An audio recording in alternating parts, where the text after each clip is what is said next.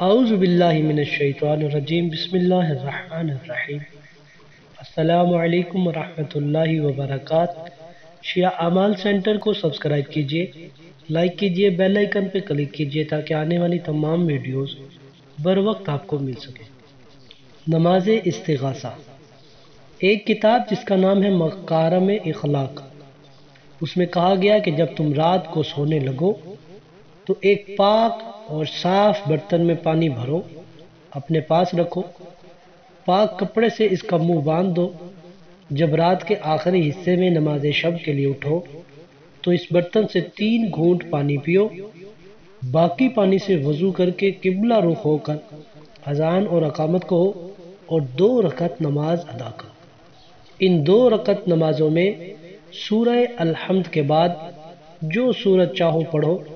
جب سورہ الحمد اور سورت پڑھ چکو تو رکوع میں جا کر 25 مرتبہ کہو، اے فریاد کرنے والوں کے فریاد رس۔ اس کے بعد سر اٹھائے اور یہی ذکر پھر دوبارہ 25 مرتبہ کہیں۔ پھر سجدے میں جائیے، سجدے میں بھی 25 مرتبہ یہ ذکر کہے۔